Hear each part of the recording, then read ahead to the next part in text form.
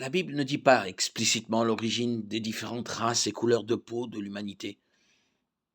En fait, il n'y a qu'une race, la race humaine, au sein de laquelle il y a une grande diversité de couleurs, de peau et de caractéristiques physiques.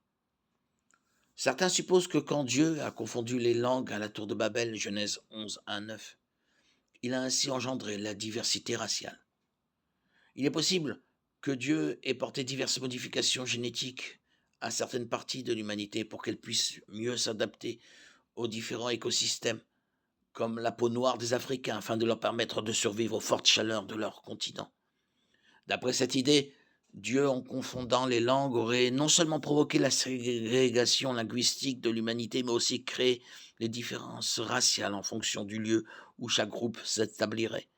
C'est possible, mais cette théorie n'a pas de fondement biblique explicite.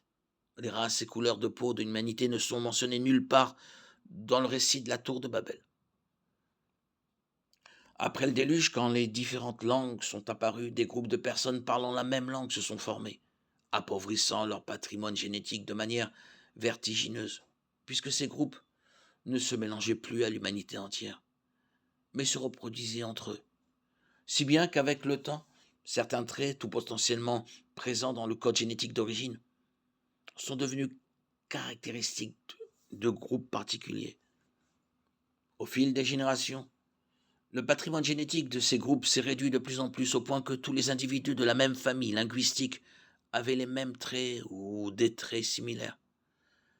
La meilleure explication est qu'Adam et Ève étaient pourvus de gènes susceptibles d'engendrer une descendance noire, brune et blanche, ou de toute autre couleur. Le processus allait être semblable à ce qui survient dans les couples mixtes, dont les enfants ont souvent des couleurs dont la palette varie beaucoup. Puisque Dieu appelait manifestement de ses voeux l'existence d'une grande diversité au sein de l'humanité, il est raisonnable de penser qu'il ait donné à Adam et à Ève la possibilité d'avoir des enfants de couleurs différentes. Par la suite, les seuls survivants du déluge furent Noé et sa femme, leurs 3 fils et leurs femmes, soit 8 personnes en tout. Genèse 7, 13.